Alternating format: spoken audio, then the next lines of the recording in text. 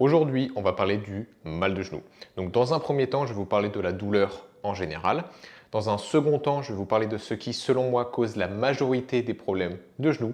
Et enfin, je vais vous dire concrètement ce que vous pouvez faire dès aujourd'hui pour non seulement soulager la douleur, mais aussi laisser une opportunité au corps de guérir les structures passives comme les ligaments, le ménisque ou encore le cartilage.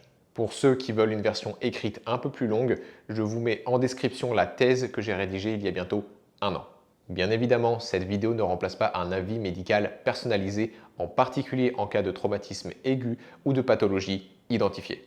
Si on prend un petit peu de recul et qu'on regarde ce qu'est la douleur, on comprend assez rapidement qu'il s'agit d'un signal que le corps nous envoie pour nous dire que quelque chose ne va pas. On peut considérer l'exemple un petit peu stéréotypé de la sensation de brûlure quand on met la main sur le feu. C'est là pour nous préserver.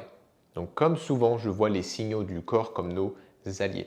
Et dans le cas spécifique du mal de genou, peut-être qu'on fait mal certains mouvements, peut-être que les genoux sont dans une position qui est un petit peu compromise. Et donc, en ce sens, la douleur est là pour nous dire hey, attention, si tu continues de faire ça, tu vas avoir des problèmes plus graves. Quand la douleur devient chronique, c'est-à-dire que ça dure depuis plusieurs mois, il y a une dimension supplémentaire. C'est-à-dire qu'on en vient à non seulement appréhender la douleur, mais aussi appréhender certains mouvements du quotidien. Et on peut même en arriver à développer une certaine frustration vis-à-vis du genou, vis-à-vis de la pathologie, et sortir des phrases du type « ce foutu genou ». Le problème est que la douleur est intimement liée à l'état du système nerveux autonome. Et plus le système nerveux autonome est dans l'état sympathique, c'est-à-dire dans l'état stressé, plus on va avoir tendance à être sensible à la douleur. Et le fait est que notre psychologie, notre état d'esprit vient influencer l'état du système nerveux. Et donc, si on est frustré, si on a de l'appréhension et donc de la peur en permanence, cela vient sensibiliser le système nerveux à la douleur. Et ensuite, à son tour, la douleur vient nous donner une bonne raison de faire preuve d'appréhension. Et donc, ça peut créer un cercle vicieux. Et donc, dans les cas plus chroniques, il est essentiel de considérer l'ensemble des facteurs qui viennent rajouter du stress au système nerveux. Ça peut être donc des facteurs psychologiques, ça peut être le stress au travail, ça peut être du stress digestif, etc. etc. Et d'un point de vue énergétique, selon la médecine traditionnelle chinoise, la frustration vient se loger dans le foie et le foie est responsable de la santé des tendons, des ligaments et des cartilages, etc. Donc, même énergétiquement, ça vient créer un potentiel cercle vicieux. Pour rappel, si je prends l'exemple des ligaments, gramme pour gramme, ils ont une résistance à la traction, donc une résistance à l'étirement qui est comparable, voire supérieure à celle de l'acier. Et ça vient de son organisation structurée en fibres de collagène. Donc naturellement, on veut se poser la question, qu'est-ce qui vient fragiliser ces structures qui sont robustes? Car c'est cette fragilisation qui va venir stimuler certains mécanorécepteurs et potentiellement créer de l'inflammation, choses qui vont envoyer des signaux nerveux qui seront à leur tour interprétés comme de la douleur. Ce dont je vais parler dans cette vidéo, c'est non pas les traumatismes comme les chutes qui viennent bien évidemment fragiliser ces structures, mais plutôt les petits micro-traumatismes du quotidien qui viennent endommager et sans possibilité de guérison adéquate ces structures et les fragiliser avec le temps. Et ça, je vais vous donner quelques exemples. Donc selon moi, le type de micro-traumatisme le plus répandu, et je peux le voir très souvent quand je me promène dans la rue, c'est ce qu'on appelle un schéma de pronation. Et je vais vous le montrer tout de suite, ça ressemble à quelque chose comme ça. Donc le genou qui va vers l'intérieur et c'est souvent accompagné d'un pied plat. Pourquoi ce schéma de pronation se produit-il? Je pense qu'il y a plusieurs raisons et une d'entre elles, c'est un manque d'éducation. Pour ma part, on ne m'a jamais appris comment me mouvoir. On ne m'a jamais appris comment bouger en particulier mes genoux dans certains mouvements comme monter les escaliers, faire des squats, m'asseoir, marcher. Et du coup, forcément, si je ne sais pas, je ne peux pas faire bien.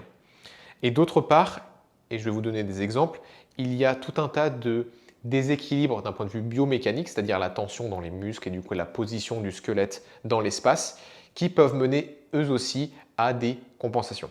Et attention, avant que je vous liste certaines causes possibles, sachez que c'est très souvent multifactoriel.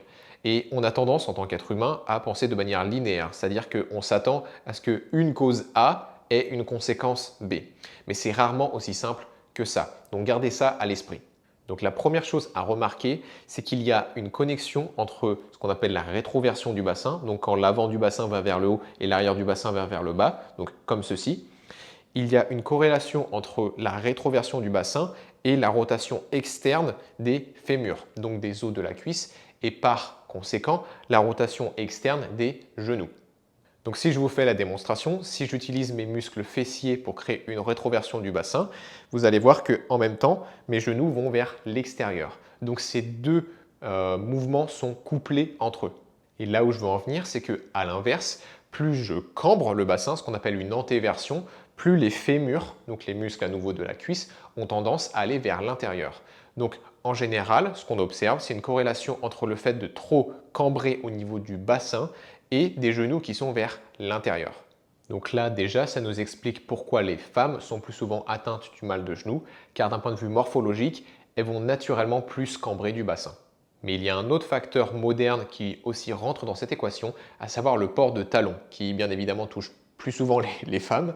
Mais le port de talons vient créer de la tension dans les quadriceps, donc les muscles sur l'avant de la cuisse, et avec le temps, ça a tendance à créer une cambrure du bassin. Et c'est d'ailleurs pour ça qu'on a tendance à aimer les femmes qui portent les talons, parce que ça fait cambrer le bassin et c'est un signe d'attraction sexuelle.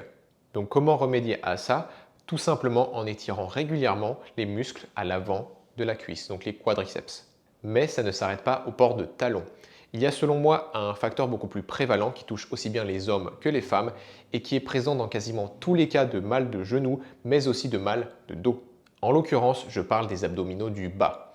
Donc les abdominaux du bas, ce n'est pas une description qui est anatomique, c'est-à-dire on n'a pas un muscle qui s'appelle les abdominaux du bas, c'est une description qui est fonctionnelle. C'est-à-dire que les abdominaux du bas sont les muscles qui sont sous le nombril et qui vont venir créer une rétroversion du bassin. C'est-à-dire que la rétroversion du bassin, donc à nouveau ce mouvement-là, vient non seulement des fessiers à l'arrière, mais aussi des abdos sous le nombril à l'avant. C'est-à-dire que même sans utiliser les fessiers, si je contracte les abdominaux du bas, ça vient créer une rétroversion du bassin.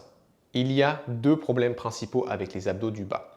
Le premier est la capacité de les contracter, car même les personnes qui font beaucoup de sport, même les personnes qui ont beaucoup d'abdos qui sont visibles, les tablettes de chocolat, peuvent avoir du mal à les contracter. Et ça, c'est quelque chose que je mesure dans mon cabinet et c'est extrêmement courant. Et il y a un facteur qui peut être aggravant, c'est notamment chez les femmes.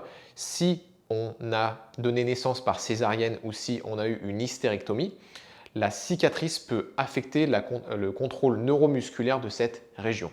Donc la solution est la rééducation neuromusculaire de cette région-là et pour ça j'ai une vidéo qui en parle que je vous mets en description.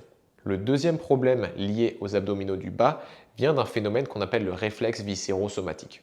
Quand il y a de l'inflammation dans un organe, naturellement cet organe va vouloir enfler. C'est une réponse qui est parfaitement naturelle parce que le fait d'enfler permet de faire venir plus de sang et donc plus d'oxygène et de nutriments vers l'organe pour faciliter sa guérison. Pour permettre à l'organe d'enfler, le cerveau va venir partiellement désactiver ou inhiber les muscles de la région environnante, c'est-à-dire les muscles autour de cet organe. Autrement, la contraction passive, le tonus de ces muscles va venir étouffer l'organe qui cherche juste à enfler. Et donc ça peut compromettre la guérison et potentiellement la survie de l'organe.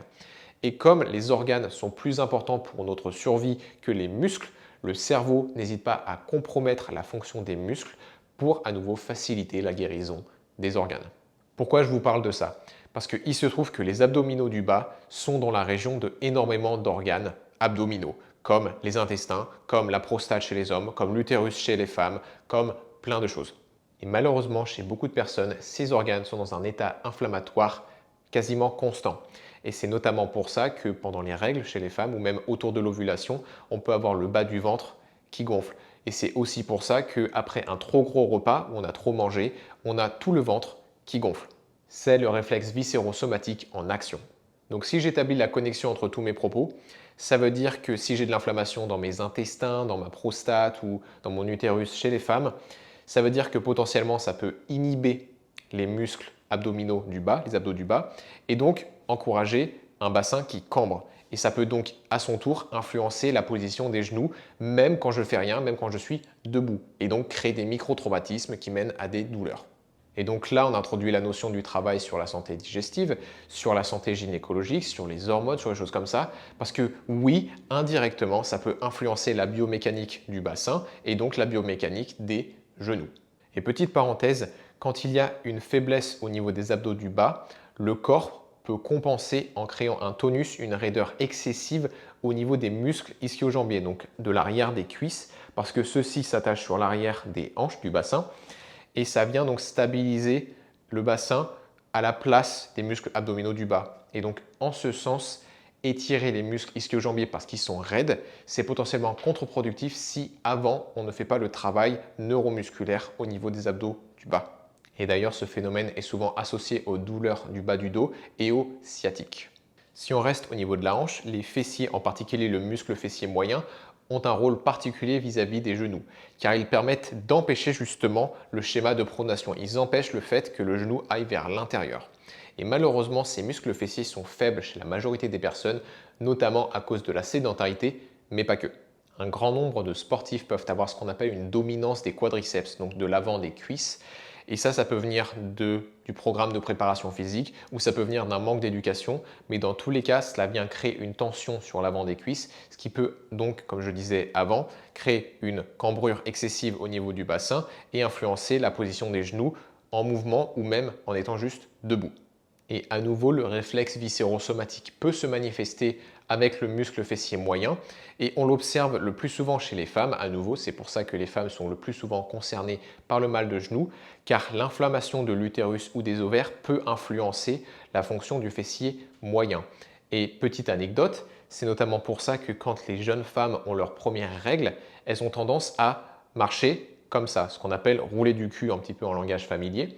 Et ça, c'est en fait la manifestation, l'exemple parfait du réflexe viscérosomatique, car lors des premières règles, il y a une inflammation un peu excessive de l'utérus, le temps que le corps se régule tout seul, et cette inflammation vient affecter la fonction du muscle fessier moyen. Donc quand je marche, ça vient affecter la trajectoire des hanches, et c'est ce qu'on appelle rouler du cul.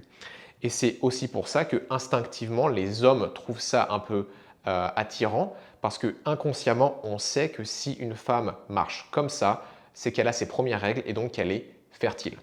Donc pour le muscle fessier moyen comme pour les abdominaux du bas, on introduit la notion de rééducation neuromusculaire, donc on veut apprendre à réutiliser ces muscles, et je vais vous montrer quelques exercices dans un instant, mais on veut aussi prendre en compte la santé hormonale chez la femme, et ça peut aussi affecter les hommes, mais différemment. Et enfin, si on descend au niveau des pieds, le port de chaussures qui soutiennent trop la voûte plantaire notamment, va venir affaiblir la musculature qui est vraiment complexe de cette partie du corps, et en particulier la musculature des supinateurs, ceux qui sont censés empêcher le pied plat, la pronation. C'est exactement le même phénomène si je porte un plâtre, les muscles qui sont plâtrés vont s'atrophier. Il est également possible qu'une hernie discale, même indolore, donc une compression nerveuse au niveau des lombaires, puisse compromettre l'activation de la musculature des pieds et donc mener à ce qu'on appelle le pied plat, donc une pronation excessive, même si on fait des exercices de renforcement du pied. Donc la morale de l'histoire, c'est qu'il faut regarder l'intégralité du corps pour s'assurer que les pieds, les hanches et donc les genoux soient dans une bonne position. Donc en attendant de faire le travail de fond, que ce soit la rééducation des abdos du bas, le travail sur les fessiers moyens, le fait de peut-être travailler sur la santé digestive pour réduire l'inflammation, qu'est-ce que je fais pour me soulager? Eh bien, ce que je fais, c'est que je réapprends à me mouvoir, à marcher, à monter les escaliers, à faire des fentes, à faire des squats, de sorte à ne pas mettre mes genoux dans des positions qui sont compromises. Donc si vous avez bien compris, l'idée est de garder le genou vers l'extérieur. Donc si on veut vraiment être précis, on veut à peu près que la patella, donc la rotule, soit au-dessus du deuxième orteil. Donc pour marcher, il y a un moyen mnémotechnique que j'ai piqué à un Américain et traduit en français. Un Américain qui s'appelle David Weck. Je vous invite vraiment à regarder ce qu'il fait. Si vous parlez anglais, c'est vraiment incroyable. Il va beaucoup plus loin que ça. Mais le moyen mnémotechnique, c'est tête aux pieds. Ce que ça veut dire concrètement, c'est que quand je pose mon pied avant, je veux toujours avoir ma tête au-dessus. Ce qui va venir, comme vous voyez, positionner mon corps au-dessus de ce pied avant. Et donc, par extension, ça va guider le genou vers l'extérieur. Donc, quand on marche, ça va ressembler un petit peu à la marche du gangster. Donc, je vais un peu lever. Donc, au départ, ça va forcément être exagéré le temps qu'on apprenne, mais ensuite, c'est relativement discret. Là, j'exagère pour que vous puissiez le voir. Mais donc, je vais avoir la tête au-dessus du pied avant. Et ensuite, j'avance, etc. Donc, je veux toujours avoir la tête au-dessus de la jambe avant, ce qui vient, si vous regardez bien, positionner le genou vers l'extérieur. Et ça me met aussi en position prêt à partir pour sprinter. C'est quelque chose qui met un petit peu de temps à pratiquer et à donc rentrer de manière inconsciente, mais pensez un petit peu à la marche du gangster, ça ressemble à ça. Certains m'ont dit que ça ressemblait plutôt à la marche du mannequin, donc prenez ce que vous préférez, mais ça permet vraiment d'aider à continuer de marcher sans mettre de pression sur certaines structures du genou qui peuvent être douloureuses. Pour ce qui est de monter les escaliers, le principe est un petit peu le même, c'est-à-dire que quand je lève la jambe avant de poser le pied, je veux m'assurer que le genou est vers l'extérieur. Et donc pour ça, je vais en gros lever et tourner. Donc ça ressemble plus à ça que juste en haut. Donc si je me mets face à vous, ça ressemble à ça. C'est-à-dire qu'avant de mettre mon poids sur la jambe avant, sur la marche, je m'assure que la jambe, ce n'est pas juste en haut, c'est en haut et vers l'extérieur. Et une fois que je suis là, d'ailleurs vous allez sentir que ça active beaucoup plus les muscles fessiers, ce qui est le but recherché. Donc une fois que j'ai le genou vers l'extérieur, là, d'ailleurs j'ai aussi un petit peu légèrement la tête au-dessus du pied, là je peux appuyer pour monter. Quand je fais des fentes, le principe est le même, c'est-à-dire que plutôt que juste monter et descendre comme sur des rails, c'est je descends en m'assurant que j'ai la tête au-dessus du pied et du coup le genou va naturellement vers l'extérieur. Et ça vient à nouveau, vous allez sentir, beaucoup plus activer les fessiers.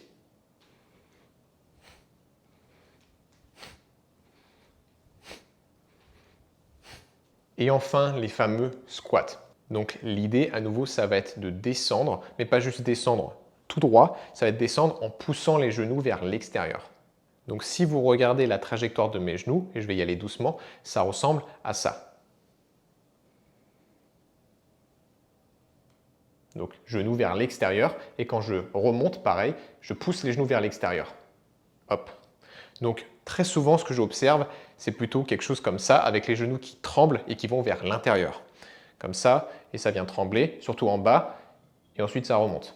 Et c'est le fait que les genoux aillent vers l'intérieur, notamment quand on pousse, quand on met du poids dessus, qui vient solliciter les structures comme il ne faut pas. Et une autre chose que vous allez observer, c'est que dès que vous avez le genou dans la bonne position, ça encourage une bonne voûte plantaire. C'est-à-dire que même si j'avais les pieds plats avant, comme là, dès que je me force à avoir la tête au-dessus du pied et à mettre le genou en bonne position, vous allez voir que immédiatement la voûte plantaire se reforme parce que toutes ces choses-là sont connectées entre elles.